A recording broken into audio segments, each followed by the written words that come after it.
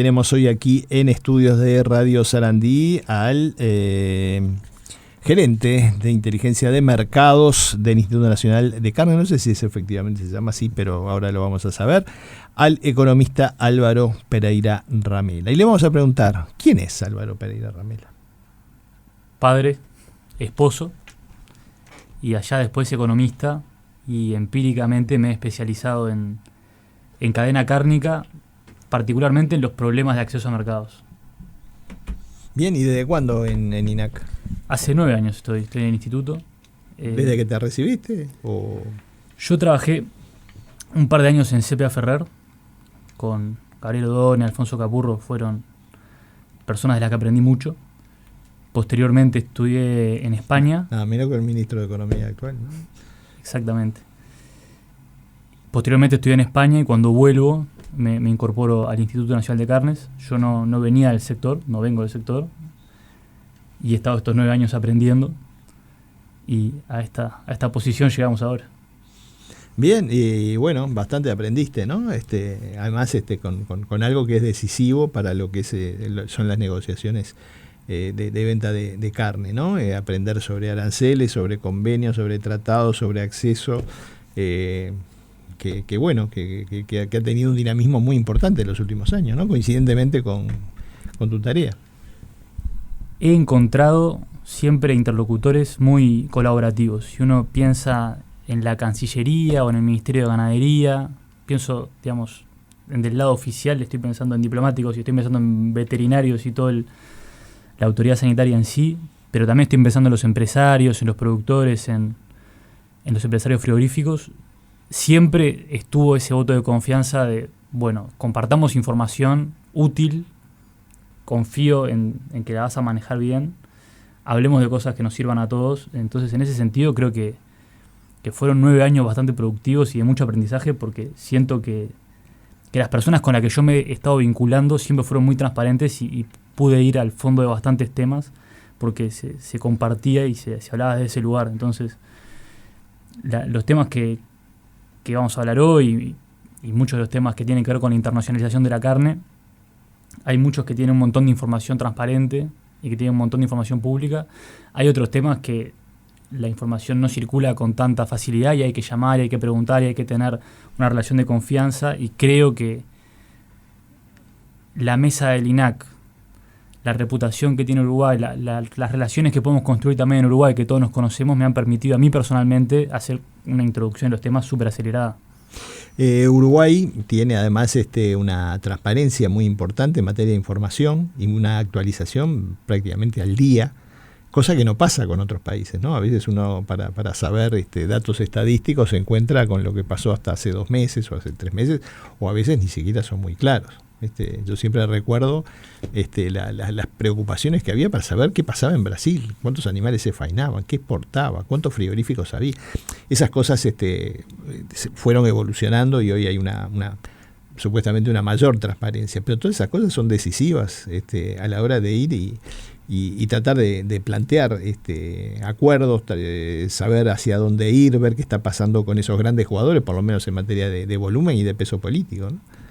Es muy interesante y me evoca una anécdota. Yo soy gerente hace relativamente poco y hay una camada importante de gerentes en el instituto que se jubiló hace relativamente poco, y uno de los que se estaba jubilando, me acuerdo que uno de los testimonios que me pasaba era, bueno, estos son todos mis contactos afuera, te tengo que presentar antes de que yo me vaya, porque existe esa información que circula en un círculo de confianza, digámosle, o información que es útil, que no está publicada, o poder llamar a alguien en alguna eventualidad o una circunstancia que no está clara, poder levantar un teléfono, hacer una pregunta.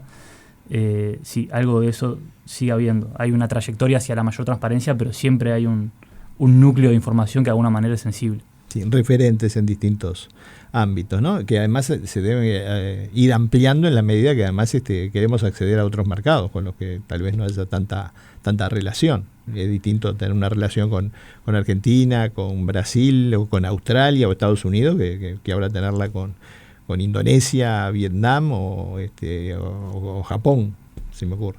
Correcto. La cadena cárnica uruguaya ya se ha ido internacionalizando, ya antes era un comercio muy atlántico, digámosle, de los dos lados, con Estados Unidos y con Europa, y luego nos fuimos yendo más al oriente, y ahora, bueno, estoy pensando específicamente en la oficina que tiene INAC en Pekín, que también es un punto neurálgico para nosotros, y también hemos construido una buena red de contactos ahí, pero tiene mucho que ver con eso, de uno se va alejando, se va desparramando por el mundo y tiene que mantener esas relaciones y esa información fluyendo y estar con la sensibilidad de lo que está pasando. Decías que no venías del mundo de la carne, no estabas vinculado con el mundo de la carne. ¿Qué fue lo que más te llamó la atención, te sorprendió? ¿Qué destacarías de todo lo que aprendiste en estos 9 años de trabajo? Creo que hay un par de temas que son interesantes, que quizás sean el mismo, pero bueno, quizás lo separo en dos. Pero cuando uno estudia, los economistas somos bastante abstractos, ¿no? Y si yo particularmente estudié en Europa, el posgrado, y uno hablaba de la integración comercial y hablaba de las relaciones comerciales como una cosa bastante fluida, y la oferta se intersecta con la demanda y las cosas van hacia allá, y era como todo bastante limpio. Y cuando uno empieza a ver efectivamente cómo se vinculan los países, cómo fluye el comercio, cómo es una cuota, cómo es un arancel, cómo son las relaciones personales que efectivamente sostienen el comercio, ve que empíricamente es una realidad muchísimo más compleja, muchísimo más rica, ¿no? Cómo funciona el marketing, por ejemplo. Y cuánto de eso es tan importante y no se toca tanto en lo abstracto de la economía. Eso por un lado. Y por otro lado, que reitero, capaz que es el mismo lado, pero por otro lado, cuando uno ve todos los temas que se intersectan en la ganadería, ¿no? Y empezamos a hablar de sostenibilidad, y hablamos de relaciones laborales, y hablamos de diplomacia, y hablamos de competitividad, y hablamos de macroeconomía, y empezamos a poner un tema arriba del otro, y parece que casi todos los temas, por lo menos en Uruguay, uno ve que su máxima expresión o su expresión más compleja y más rica se encuentra en la cadena cárnica o en el agronegocio. Entonces, realmente es un sector fascinante en el que uno va entrando y siente que no termina más, que realmente es de una densidad muy atractiva. Y más cuando uno está representando a un país que es importante en el mundo de la carne, pero es un país chico, a veces sin demasiado peso político a nivel internacional, más allá de que a veces los países que no tienen tanta injerencia sobre los demás son más respetados, pero tomar una decisión con Uruguay me imagino que es mucho más fácil que tomarla con Brasil. Estoy pensando capaz que en sanciones o en obligaciones por el peso que tienen, ¿no?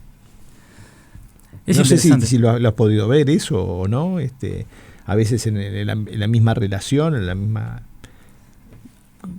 Quizás pueda responder esa pregunta o comentario en dos situaciones distintas. Uno es cuando uno sale a consultar a algunos consumidores en algunos mercados, es verdad que identifica a veces niveles de conocimiento sobre Uruguay que son relativamente bajos, entonces desde ahí sí siente una distancia. Pero en lo diplomático, muchas veces uno percibe un peso específico de Uruguay y que realmente se le da una distinción y un tratamiento que es interesante, que se le dispensa un tratamiento bien interesante y se lo respeta a nivel diplomático. Creo que es muy interesante cómo Uruguay puede captar las oportunidades que se dan en este contexto quizás a veces desafiante, de ser no amenazante, de tener un montón de posibilidades de cumplir con un montón de normas, posibilidad de cumplir con estándares, cómo eso a Uruguay le permite jugar un partido interesante en este mundo de relaciones comerciales y diplomáticas de creciente complejización. Bien, ¿cuándo escuchaste hablar del Transpacífico? ¿Cuándo se te ocurrió que Uruguay podía tratar de aprovechar la oportunidad de tratar de entrar? Algo que comenzó en 2015 como idea, se concretó en 2018 con esos países pioneros después la salida de Estados Unidos. Bueno, es curiosa la circunstancia porque estábamos todos encerrados en nuestras casas. Y hablar de apertura al mundo cuando uno está encerrado en su casa es algo un poco paradójico, pero yo recuerdo como un hito muy importante junio-julio del 2020, porque es en el momento en el que el Reino Unido solicita la incorporación al Transpacífico. El Transpacífico es un acuerdo de 11 países en su versión original. Lo más interesante es Japón, Canadá, Chile, Perú, México. Después están del otro lado del Pacífico, tenemos a Singapur, está Malasia, está Vietnam, Australia, Nueva Zelanda y bueno, como les decía anteriormente, en primer lugar, Japón. Y era un acuerdo que nosotros teníamos estudiado. Y era un acuerdo de esos acuerdos que a uno le generan envidia, porque uno ve al mercado que uno desea muchísimo, como puede ser Japón, un mercado hiper desarrollado, de altísimos estándares, de alta exigencia, que Uruguay puede cumplir, puede hacer un excelente papel, puede atender a buen nivel con consumidores que uno sabe que el producto es atractivo, pero uno ve el mercado ideal con 38,5% abrazado del de rival, ganancia. básicamente. Eso es lo que estábamos viendo. Veíamos que se intensificaba muchísimo la relación de Japón con Australia, de Japón con Nueva Zelanda y Japón con Canadá. Eso era lo que estábamos viendo. Y en junio, julio del 2020 nosotros vemos el primer movimiento aperturista o el primer movimiento de ampliación del Transpacífico, que es con Reino Unido. Que Reino Unido es otra historia. Reino Unido se estaba saliendo de la Unión Europea. Brexit. Entonces, cuando el Reino Unido se sale de la Unión Europea, hace un hiperlanzamiento de su agenda internacional que se comprometía a ser más vigorosa y más dinámica que la agenda que había tenido la Unión Europea, y entre los N planes que presentan el de la incorporación al Transpacífico. Entonces ahí, en lo personal, es cuando yo digo, bueno, ¿por qué Uruguay no puede aspirar a ser el 13º país? Entonces son 11 y Reino Unido son 12, quizás Uruguay podría ser el 13. Nobleza obliga, en Uruguay había antecedentes de análisis de este tipo. En 2015 hay un trabajo académico de Marcelo Ayant, Bartesay y Carmen Estradés estudiando un poco una situación, digamos, es un enfoque curioso. Lo que miran es cómo la intensificación de la relación de estos 11 países preexistentes puede perjudicar a Uruguay. Y hacen un modelo estadístico bastante complejo en el cual se concluye que el daño de la creación del Transpacífico es relativamente acotado para Uruguay. Esa es como la buena noticia. La mala noticia es que ya había un montón de daño preexistente, porque la relación de estos 11 países ya era muy intensa. De estos 11 países, si uno cuenta las 120 relaciones bilaterales que tienen entre ellos, ya había por lo menos 90 tratados de libre comercio que existían. Entonces ya eran relaciones muy profundas. Pero se acercaban aún más, había algunos TLCs que no estaban, que se firmaban, pero no había un daño adicional a Uruguay, por eso que se iba a firmar adicionalmente. Lo que sí era claro, que es algo que se demostraba después, que son estudios posteriores, de que si Uruguay entrase al Transpacífico, en lugar de medirlo por el efecto negativo de ellos se junta y nosotros nos alejamos más, si lo miramos por la positiva de que Uruguay se junta y se incorpora al acuerdo, se veían efectos económicos muy, muy positivos. Ese estudio es posterior, es del 2021-2022. Entonces, el primer germen en Uruguay diría que es 2015. A mí personalmente lo veo con particular interés en el 2020. Y después, bueno, se dio en el 2022 la solicitud de acceso, se dieron algunos pasos previos, ¿no? Como fue la adhesión al Acuerdo Internacional de Patentes, que era una barrera ahí que estaba como molestando, ¿no? Como para que el resto de los países nos viera en igualdad de condiciones en algunos aspectos. Y bueno, de acuerdo a lo que se dijo, había países que dudaban de dejar, porque la decisión era de los 12 países si se aceptaban a Uruguay o no. Si uno no lo aceptaba, era imposible. Y sin embargo se logró eso, ¿no? Al final todos lo aceptaron, más allá de algunos temores. Algunos por competencia y otros por razones no demora sé. una invasión de producto, ¿no? Sí, o sanitaria capaz, yo diría, no sé. No, sanitaria no, por invasión de productos. Sí, señor. El otro día, Valeria Zuccasi aquí con nosotros. Pero bueno, eso se logró y ahora viene 1 año y medio, 2 años de negociaciones mano a mano. Pero la ventaja allí es que ya hay acuerdos de libre comercio entre esos países, a los cuales Uruguay podría acceder. Es decir, si Japón le concedió a Australia determinadas condiciones para el ingreso de carne, por ejemplo, ya que estamos, Uruguay también podría acceder a lo mismo. ¿Es así? Si entendí bien. Exactamente. El Uruguay, durante muchos años existió una conversación en Uruguay que es, bueno, Uruguay en el Mercosur, de alguna manera, viene acompañado con Brasil, Argentina, y va a seguir con esa dinámica negociadora que se logre con los 4 países del bloque. Por otro lado, Uruguay podría aspirar a Tratado de Libre Comercio, buscarlos solo. La pregunta de este segundo escenario era, bueno, ¿qué nivel de concesión iba a conseguir Uruguay, un país, digamos, de la dimensión nuestra? ¿Qué nivel de concesiones iba a conseguir un país como Uruguay? Lo interesante del Transpacífico es que las concesiones del otro lado ya están conocidas. Entonces, las rebajas arancelarias que entregan los otros países ya están conocidas y uno puede entrar a internet y verlas. Entonces, eso es por un lado transparente y por otro lado conveniente, porque son rebajas interesantes, que son las rebajas que se dieron entre ellos. O sea, la idea es que no son negociaciones bilaterales, sino que es principalmente una negociación de todos a la vez. Eso por un lado. Por otro lado, algo que hace a la complejidad del acuerdo y que hace a la duración del proceso de incorporación es que no es un acuerdo que solamente incorpore rebajas arancelarias, sino que es un acuerdo que también exige adecuaciones normativas o estandarizaciones normativas entre todos los países.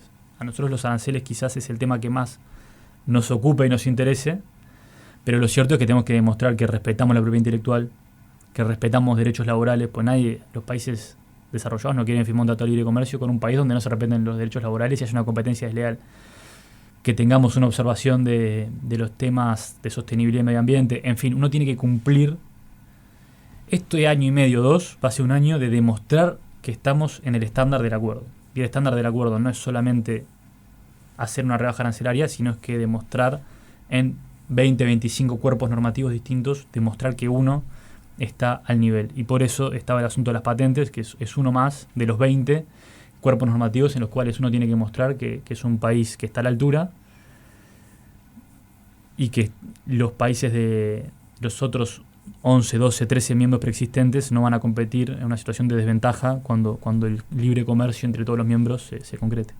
¿Quiénes van a ser los equipos que van a seguir negociando? ¿Cancillería, Economía, INAC, por ejemplo?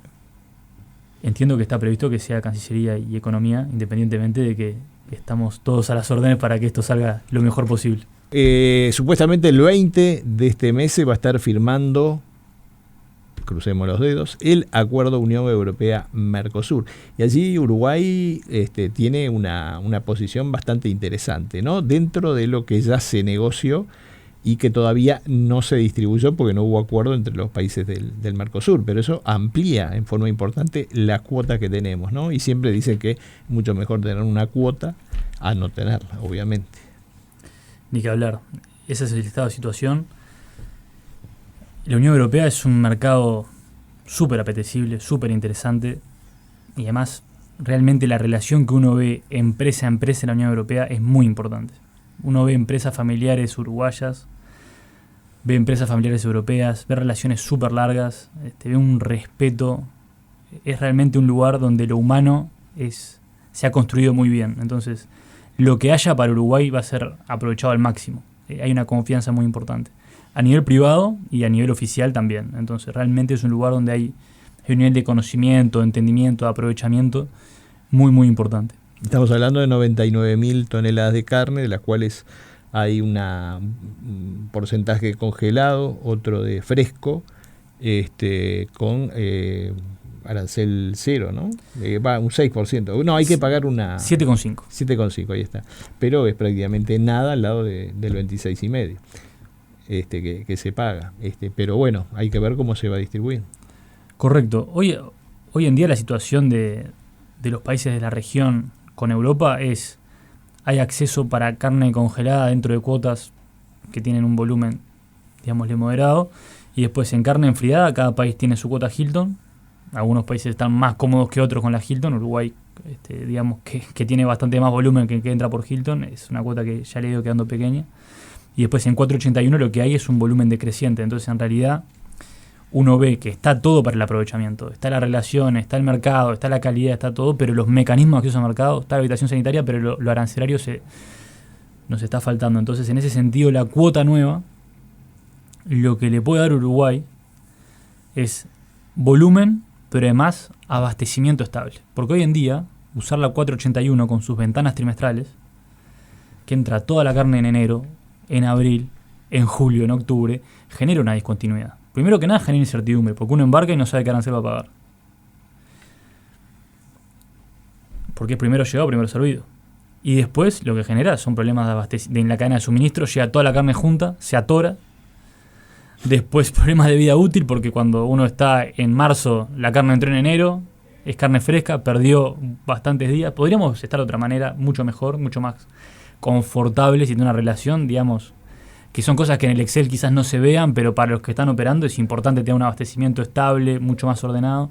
Entonces, en ese sentido, también hay un valor para ordenar el comercio y para estabilizar el comercio que los exportadores uruguayos están muy interesados y deseosos de la renta de las cuotas nuevas, pero también poder tener otra lógica de trabajo, de estabilizar la relación con Europa. Si uno mira ahora las exportaciones mensuales de Europa, son un serrucho que van acompañando la 481.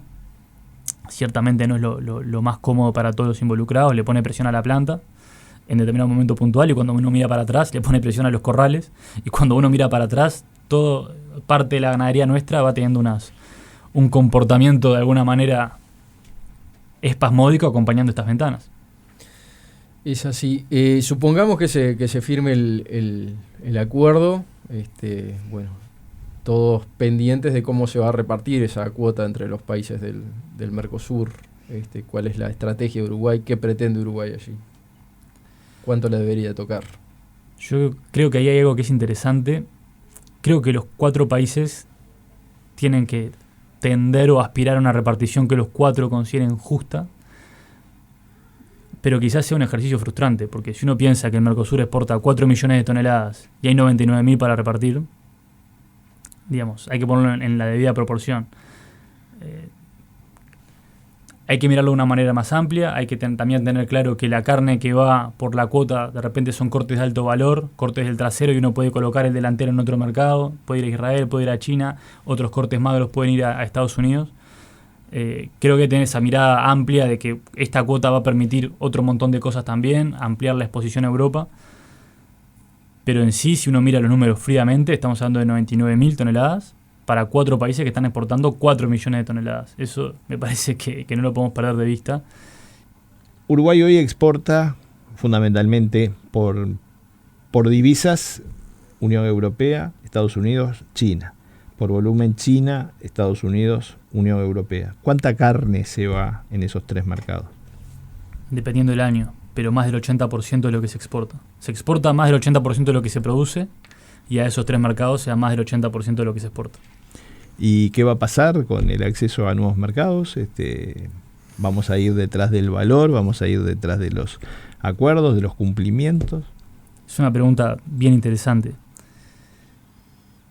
Hay que tener esta conversación partiendo de la base de que vamos a estar habilitados para los mercados, que es una situación que afortunadamente venimos sosteniendo bien hace muchos años sin ninguna interrupción.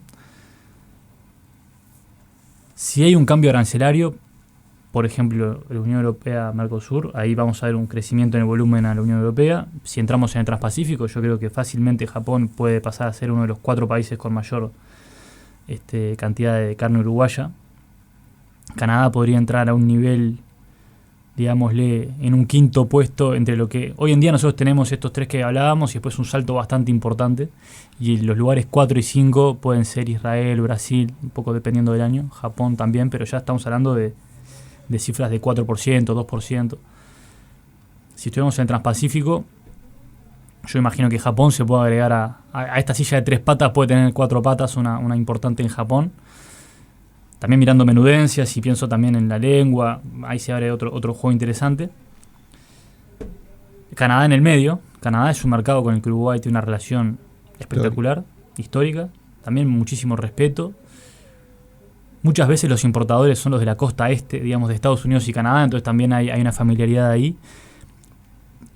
Siempre tenía una cuota de 12.000 toneladas que Uruguay utilizaba casi la en de su totalidad. terceros países era Exacto. Uruguay. Cuando se agotaba, se acababa el amor y pasábamos al 26% de arancel, ahí se extinguía el comercio. Y en los últimos años es cada vez menos lo que podemos usar de esa cuota porque competimos con Argentina y con Brasil. Entonces, si Uruguay está en arancel 0 con Canadá y restricto, pueden alcanzarse volúmenes expresivos. Ahora bien, lo cierto también es que nosotros con estos niveles de producción en estos 3 mercados, si pensamos en el mercado que hacemos más volumen, que es China, somos 6-7% del mercado. Si pensamos también en Estados Unidos, somos 3-4% del mercado. Si pensamos en Europa, somos 10% del mercado. Entonces, cuando uno piensa en nuestra proporción, en la proporción de los mercados, y uno piensa en construir marca, piensa en hacer campañas de marketing, piensa en concentrar esfuerzos, piensa también en cómo las empresas manejan la logística de compras, creo que estamos en un contexto que es razonable pensar que Uruguay va a tener decenas de mercados abiertos y va a tener una operación activa en un puñado de mercados que tenga una buena condición arancelaria y que estén con la demanda bien tonificada.